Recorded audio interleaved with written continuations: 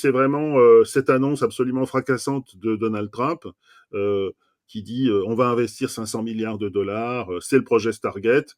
C'est très Reaganien comme approche, comme Reagan avait lancé la guerre des étoiles.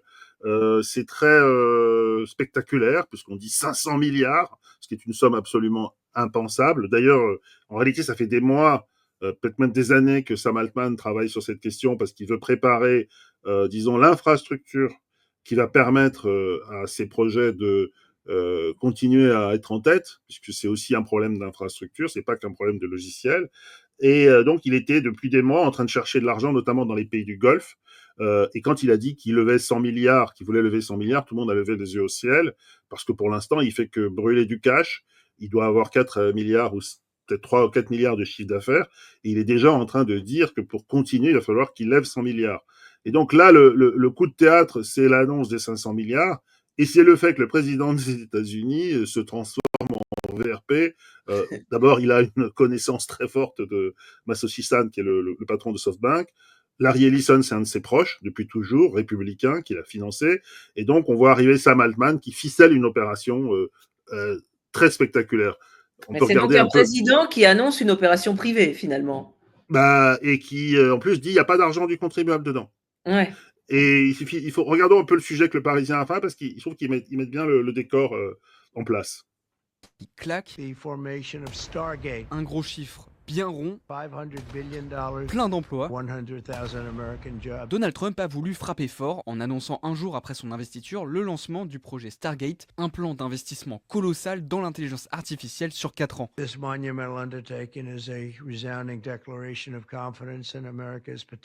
Alors pourquoi autant d'argent ? Déjà pour construire plus de data centers qui vont permettre de développer des intelligences artificielles beaucoup plus performantes. Puisque c'est le nerf de la guerre, sans les données et sans les moyens de traitement, on ne peut pas développer des systèmes d'IA. On va se poser la question de quel type d'énergie va être utilisé pour les alimenter. Et la vraie question, ça va être la question de l'eau. Ces data centers vont consommer énormément d'eau et donc les autres secteurs de l'économie vont être impactés par cette consommation. Et grâce à ce boost, ce sont pas mal de projets liés à l'IA qui devraient voir le jour. Ça va libérer les capacités de calcul. Donc il va y avoir de nombreux champs, tout ce qui est robotique, dans l'armement, de détection de cibles ou de véhicules entièrement autonomes. Une voie sur laquelle ils souhaitent pousser, c'est vraiment dans le médical, donc après avec la recherche de nouveaux médicaments.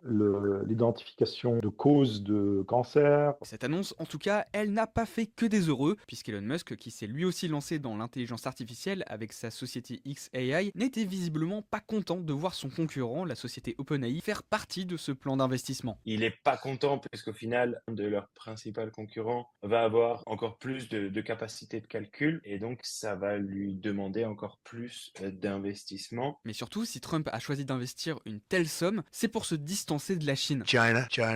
Évidemment, en Europe, on ne peut pas Voilà. concourir. Et donc là, avec on est vraiment dans d'autre part, le il faut cœur bien savoir du aussi débat. que les entreprises américaines sont parties Cela dit, prenantes Elon a de raison, ils n'ont pas transformation. l'argent, ça c'est vrai. C'est vrai, mais c'est une levée de fonds en fait. C'est une levée de fonds et il dit qu'ils vont devoir dépenser, en plus sur la durée du mandat de Trump, c'est 4 ans, 500 millions en tout, en gros 100 millions chaque année. Ils ont déjà les 100 millions et Microsoft a dit qu'ils étaient déjà mis à 80. Ils ont les 100 millions, les 100 milliards les 100 milliards de la première année et cherche les 400 qui restent. Et d'ailleurs, à Davos, Trump a dit je vais demander à mon ami MBS, qui va investir 1000 milliards aux États-Unis chez moi, de contribuer. Il va sans doute mettre 600 millions sur ce projet. Donc, on est effectivement dans une mise en... SoftBank, il passe déjà les 2 tiers de sa trésorerie, donc je veux dire, ils vont devoir aller chercher d'autres gens et peut-être de l'argent saoudien, émirati, etc. C'est certain que c'est pas à la portée du premier venu. Encore une fois, OpenAI gagne pas d'argent. Larry Ellison a beaucoup d'argent, mais il n'a pas tant de capacité d'investissement que ça, peut-être 4 à 10 milliards, ce qui est déjà pas mal. Et puis, le fonds, en tout cas du Golfe, MGX, ils ont à peu près 1 milliard en actifs, mais on ne comprend pas comment ils vont aller chercher tout cet argent. En revanche, c'est une opération phénoménale de relations publiques et de marketing politique, pratiquement, parce que la réalité, c'est que depuis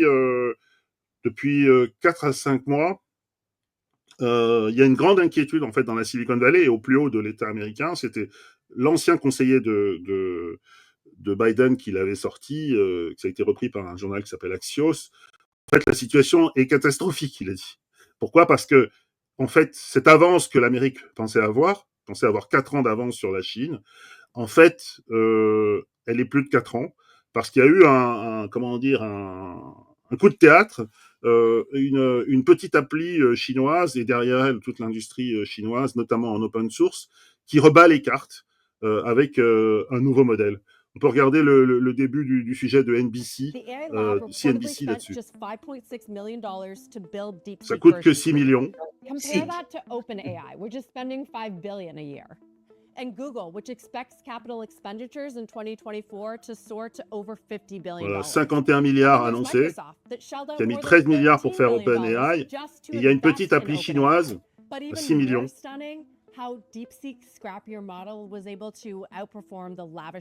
Le Temu de l'IA. Donc là, le patron de Microsoft qui dit « Ah non, c'est sérieux, hein, c'est pas de la blague. » An open source model that does what is this inference time compute, and it's super compute efficient. Tu as essayé ? Moi, j'ai essayé, oui, sur la version, c'est très rapide.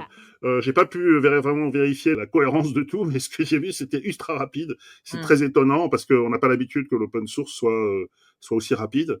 Pour l'instant, il n'y a pas d'image, il n'y a pas de multimodal. Hein. C'est vraiment le chatbot qui va super vite et qui répond en français à toutes tes questions. Donc, c'est déjà surprenant. Et en fait, ce qui se passe, c'est que ça remet en cause, parce que c'est de l'open source, énormément des prérequis, en tout cas de ce qui était dans l'esprit de tous les acteurs fondamentalement américains. Ça baisse le ticket d'entrée, quoi. Ouais. Ça casse le ticket d'entrée, et surtout en termes technologiques, et c'est aussi pour ça que je vous encourage, on mettra le lien, à regarder le sujet que CNBC a fait avec cette journaliste qui est vraiment remarquable. Elle a interrogé le patron de Perplexity AI, qui est donc un des concurrents d'OpenAI, qui explique qu'en termes de computing et en termes de construction, c'est très, très intelligent. Parce qu'en fait, ce qui s'est passé, c'est qu'ils n'avaient pas accès aux grandes GPU parce que le gouvernement Biden avait bloqué l'infrastructure. Et en fait, ils ont développé une technologie et un savoir-faire alternatif. C'est pas une copie. Il y a une création dans la manière dont ils ont entraîné leur IA qui leur a permis, en gros, hein, parce que c'est une image, de s'appuyer sur tout le travail des super LLM qui avaient investi des milliards pour se concentrer sur des choses dans lesquelles ils sont partis de plus haut et évidemment de moins cher. Et c'est tout à fait juste. Le patron de Perplexity explique pourquoi en fait c'est un secteur dans lequel tout le monde s'inspire du travail des autres, sauf qu'eux sont arrivés en dernier et quelque part ils ratatinent un peu, pardonnez-moi l'expression, ils utilisent très intelligemment le travail des autres et en plus ils ont un vrai savoir-faire. Donc c'est pas une copie, c'est pas du tout.